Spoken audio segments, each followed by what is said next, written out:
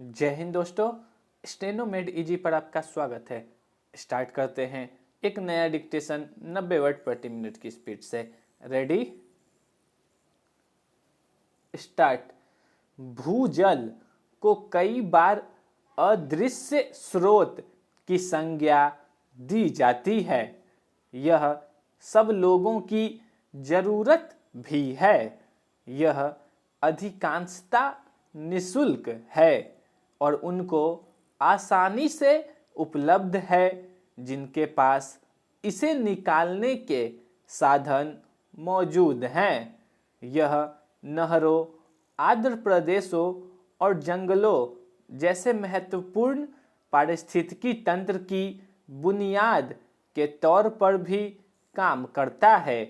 फिर भी यह अधिकतर अदृश्य स्रोत ही है और इसे इस्तेमाल करने वालों को भूजल को बनाए रखने की जलदायी जमीन के बारे में जानकारी नहीं होती और वह इस साझा स्रोत के सुनियोजित एवं संधारणीय इस्तेमाल से भी अनजान रहते हैं।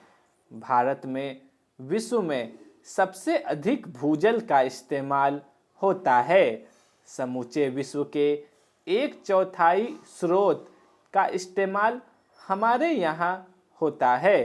देश में भोजन की उपलब्धता सुनिश्चित करने के लिए भूजल ने महत्वपूर्ण भूमिका निभाई है। लाखों ट्यूबवेल्स के जरिए इसने हरित क्रांति की सफलता की कहानी लिखी थी। मौजूदा समय में यह सीमित स्रोत सिंचित कृषि के 60% से अधिक, ग्रामीण पेयजल की 85% और शहरी पेयजल की 50% से अधिक की आपूर्ति करता है। बेहिसाब और असंधारणीय तौर पर भूजल निकाले जाने से इसमें भारी कमी आई है और पर्यावरण पर नकारात्मक असर पड़ा है।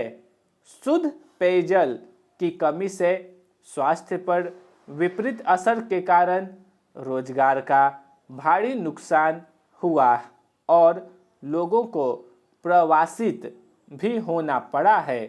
इस तरह पानी की कमी का गहरा असर पड़ता है। वहीं जलवायु परिवर्तन के कारण समस्या में भारी वृद्धि हुई है, जिसके चलते वर्षा ढांचे में अनियमितता के कारण भूजल में कमी देखी गई है। मौजूदा समय में देश के 1/3 हिस्से में भूजल स्रोत विभिन्न कमियों से जूझ रहा है। भूजल की कमी और मलिनता का छोटे और हाशिए पर पड़े सीमांत किसान, महिलाएं और समाज के पिछड़े वर्ग के लोगों पर सबसे ज़्यादा असर पड़ता है।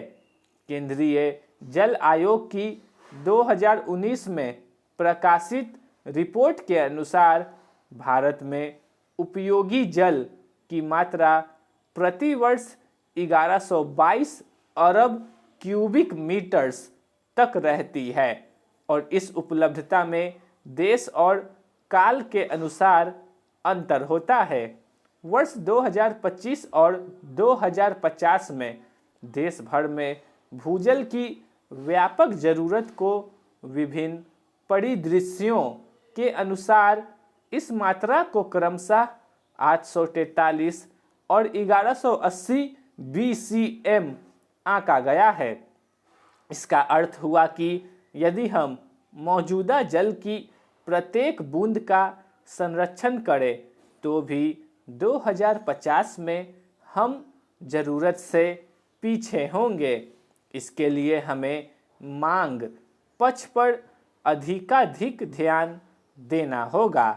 अतीत में जल क्षेत्र से जुड़ी योजनाओं के कारण भूजल उपलब्धता की स्थिति में कुछ सुधार जरूर हुआ था, परंतु किफ़ायत न बरतने के कारण इसकी मांग में कमी लाने पर ध्यान केंद्रित नहीं किया गया।